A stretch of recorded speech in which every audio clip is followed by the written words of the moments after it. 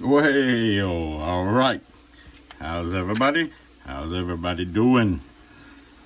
Back again. One more time. Make another little video. It's getting harder to come up with ideas for these videos. Especially when ain't nobody watching it but a few. And I appreciate the few that watch. I'd like to have some comments. Tell me something. Give me an idea. More. Tell your friends. Watch him. He's crazy as hell. Maybe, or stupid as hell, one of the two for doing this. But I don't know. I like to do. It's fun. I get upset when things don't go right. But all the YouTube videos I watch, not all of them, but most of them, I'm sure they probably had 2 or 3 takes on things. But everything in life ain't perfect. Everything don't work out perfect. And sometimes mine works better than others, and sometimes it don't. But I don't edit it. I don't know how to edit no video. I ain't got no editing software. I don't know how to use it. If I did, I just like to shoot the video and, you know, go on about my business. But I'm going to show you something useful. Maybe I use it as a candle burning, and that candle acting real weird since I brought that kitty cat remains in here. I got scolded for using the word pussycat. Pussycat is what they are. I grew up hearing my grandmother, mother, aunts, and uncle, pussycat. But I think that they was trying to say I was trying to use some bad language, but it's a pussycat. It's a pussycat. Pussycat is a hairy animal that run around your legs, trip your ass up, eat rats, drink milk. That's a pussycat. But ever since I brought that damn pussycat in here, this shit, I like a little old bitty candle, it turns into Tired Inferno. So I don't know if I got to pork you guys, but I have to call a witch doctor if I do. And then I found that little thing. He praying for me to not make no mistakes in here, you know. So maybe that'll work. I'm going to show you something that is useful. I've used it. You can use it in wood repair. Oh, shit, let me turn. Where I can see. I want to show you something. Like, can you see? I made this on a piece of wood just intentionally. See, it was a smooth piece of wood, and I gouge out that. If you was working on a piece of wood furniture or something, and you didn't have any filler, they make wood filler.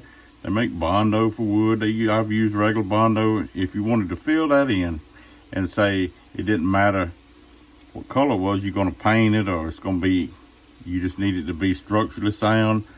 I'll show you a little trick, and it'll work on metal. It'll work on, I've used it to repair pottery, porcelain. This is baking soda. Regular old running a mill. I'm a hammer baking soda. This is super glue.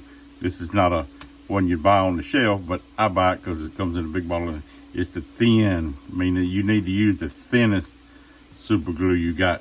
But what you do, and it's real interesting.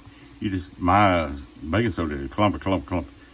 But you put some in that little gash or groove or imperfection on there, and I ain't gonna be doing it as, it might be a little more sloppy because I'm trying to make a video, not a damn documentary.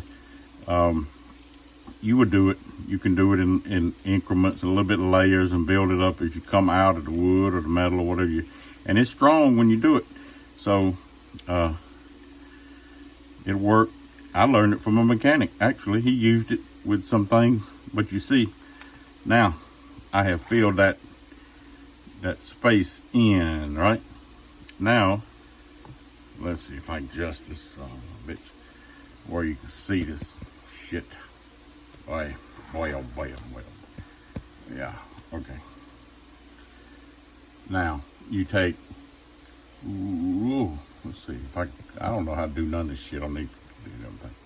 But you see, it is flush with baking soda. And then you take, oh, shit. Motherfucker. All right, I got it over. Just thin super glue.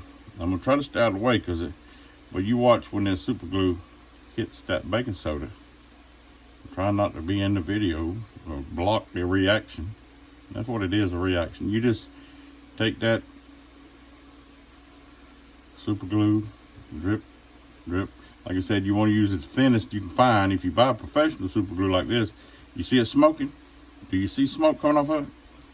It is, you got to keep in mind if you're going to use it for something that you got to keep in mind that it's a thermal reaction. It's going to get hot. But once it works, once it hits that I'm letting it dry a little bit so I can, it'll stick to my glove anyway, but you can see that right there. It's tough. It just like, it is like rock. See that right there? It is like rock. It is hard as 4th grade math. And it's strong. Oh shit, sticking my glove. It is strong.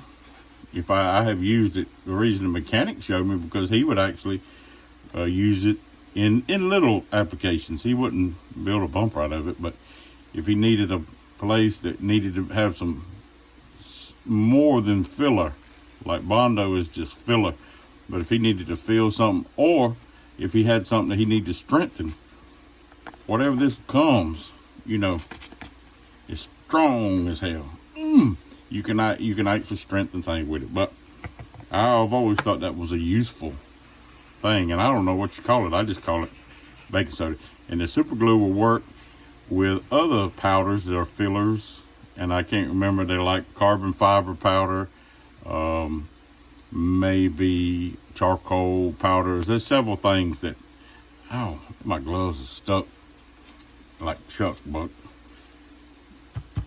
handy little thing. And hold on, let's see if I can go back to normal now. Oh, so regular old super glue, thin as you can find. Regular old baking soda, and it will, look at that, as hard as shit. And he ain't doing no praying for me, rat bastard. Oh.